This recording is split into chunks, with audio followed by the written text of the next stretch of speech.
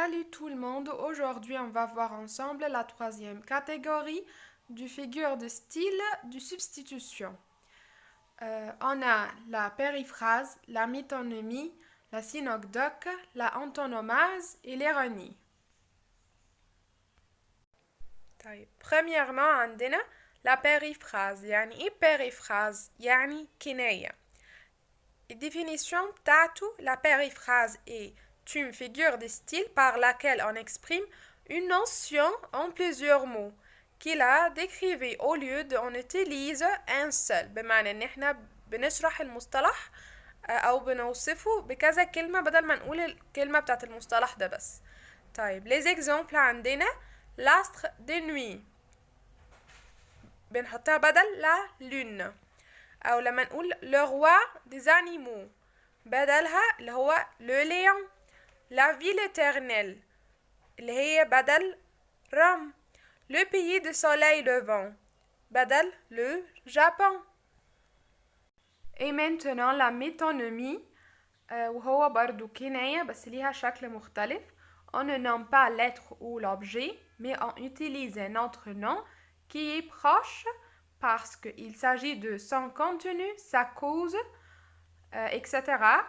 Les deux termes y entretiennent des relations de proximité. بمعنى ان احنا ما بنستخدمش الاسم بتاعت الحاجة بالظبط بس بنختار الحاجة ليها علاقة بالحاجة اللي احنا عايزين نقولها سواء كانت هي المسببة ليها او هي حاجة بتحتويها او هي حاجة متقاربة ليها. اوكي. les exemples عندنا la salle applaudit ان الصالة كلها سقفت بالمعنى. ولكن هنا هو مش عايز يقول كده، هو عايز يقول ايه؟ il veut dire que tous les spectateurs applaudissent. عايز يقول ان المشاهدين كلهم هما اللي سقفوا مش الصالة. تاني exemple عندنا la maison blanche a condamné cet crime. البيت الأبيض حكم على هذه الجريمة.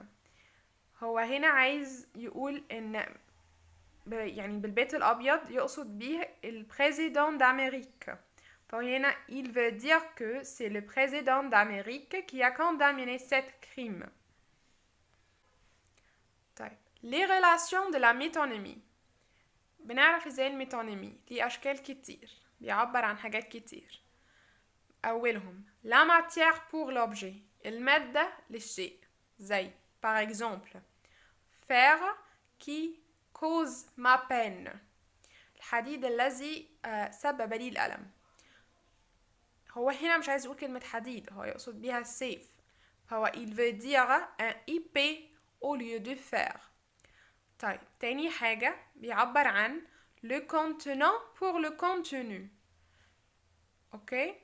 par exemple il a mangé tout l'assiette هو أكل كل الطبق. هو هنا مش عايز يقصد الطبق اللي هنا ده الكونتينون، لكن هو عايز يقصد الكونتينو بتاع الطبق. يبقى هو il désigne que il mange tout la nourriture ce qui trouve dans l'assiette. هو أكل كل الأكل اللي موجود جوه الطبق مش الطبق. طيب تالت relation في الميتونيمي l'écrivain et son œuvre. بدل ما بيذكر الكتاب بيذكر الكاتب بتاعه مثلا. lire Zola ou Guy de Maupassant يقصد ان هو قرأ الكتب بتاعت زولا او Guy de Maupassant. il veut dire que il faut lire les livres de Zola ou les livres de Guy de Maupassant. طيب quatrième relation في الميتونيمي عندنا le signe pour la chose رمز للشيء. le trône pour désigne le roi العرش علشان يعبر عن الملك. une vieille barbe pour personne âgée عشان يعبر عن شخص عجوز. وكمان ممكن l'espèce pour l'individu زي ايه مثلا un harpagon pour une personne avare عشان شخص يعني يكون بخيل بنقول عليه harpagon. وكمان un tartuffe pour un religieux hypocrite يعني راجل متدين قوي بس منافق. كمان من ضمن الريلاسيون de métonymie عندنا le physique pour le moral. زي مثلا par exemple Rodrigue as-tu de cœur؟ وهنا الكار لكن هو ما يقصدش كار، هو كان يقصد بيها حاجة تانية مورال. هو يقصد بيها il veut dire est-ce que as-tu de courage؟ هل أنت لديك الشجاعة؟ مش قلب. طيب دلوقتي la synecdoque هو برضو بمعنى الكناية. خلونا نشوف الديفينيشن بتاعته سوا. C'est une variété de métonymie qui consiste à donner à un mot un sens plus large ou plus restreint qu'il ne comporte habituellement. بمعنى هو بيدي للكلمة معنى أوسع أو أكبر من معناها الأصلي أو معنى محدد وأقل من معناها الأصلي. طيب نشوف les exemples. أول واحد عندنا un grand nombre de cerveaux quittent le pays. هو il veut dire qu'il y a beaucoup d'intelligentes et intellectuels qui se sont quittés le pays. Mais au lieu de dire des intelligentes ou des intellectuels, il dit le mot cerveau. Deuxième exemple, les Égyptiens est tolérant. Pour dire que le peuple égyptien est tolérant. Troisième exemple, 15 printemps sont passés. Pour dire qu'il y a 15 ans sont passés. Il dit printemps au lieu de dire an. Et maintenant, les relations de la synecdoque. نتعرف ازاي على synecdoque. بيعبر عن ايه؟ اولا بيعبر عن la partie pour le tout. بيستخدم الجزء للكل. Les voiles prenant le départ. بمعنى il veut dire que les bateaux prenant le départ. هو قال فوق شراع ولكن هو يقصد المراكب هي اللي بدأت في المغادرة. طيب تاني حاجة بيعبر عنها السينوكدوك le tout pour le parti. الكل للجزء العكس l'inverse. طيب par exemple la France a gagné la finale. فرنسا كسبت النهائي. pour désigner que l'équipe de la France a gagné le match final. هو عايز يقول ان الفريق بتاع فرنسا هو اللي كسب الماتش النهائي مش فرنسا كلها. طيب آخر حاجة le singulier pour le pluriel ou l'inverse. par exemple il a l'œil piquante. لديه عين ثاقبة. بس هو هنا مش هو الإنسان ما عندوش عين واحدة، هو يقصد les yeux piquantes pour dire que il a les yeux piquantes. ودلوقتي الانتونوماز ده كناية برضو ونوع من أنواع الميتونيمي منشق منها يعني. خلونا نتعرف على الديفينيشن بتاعته.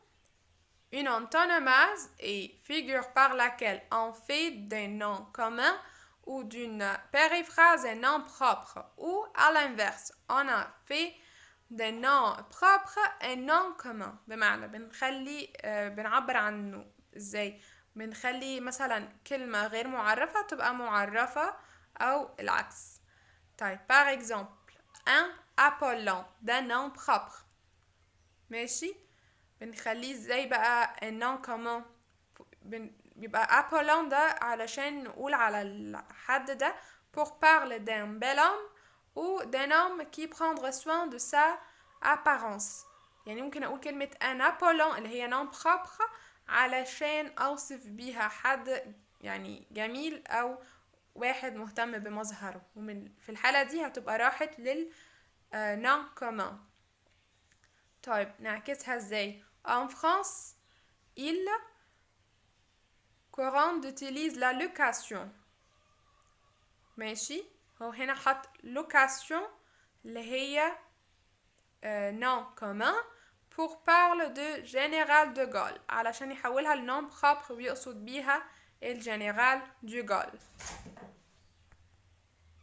et finalement عندنا l'ironie اللي هي السخرية. l'ironie souvent considérée comme une forme de moquerie بمعنى ان هي نوع من انواع الاستهزاء والسخرية. et un process stylistique qui consiste à affirmer le contraire de ce que l'on veut faire comprendre، وهي نوع أو ستيل بيبين عكس اللي احنا عايزين نقوله أو نفهمه يعني. son objectif هدفها n'est pas de trompeur، مش هدفها الخداع، mais أو مخادعة القارئ مثلا أو المتلقي، mais plutôt de mettre en évidence l'absurdité ou la fausseté d'une idée ou d'un effet. بس هي بالعكس هي بتبين أو بتظهر مدى العبثية أو الخطأ بتاع فكرة معينة أو فعل معين. و elle peut être employée pour ridiculiser ou critiquer quelque chose ou quelqu'un. ممكن نستخدمها علشان نفخر من شخص أو من البرسوناليتي بتاعت شخص، أو critiquer أعمل نقد لشيء أو شخص برضه.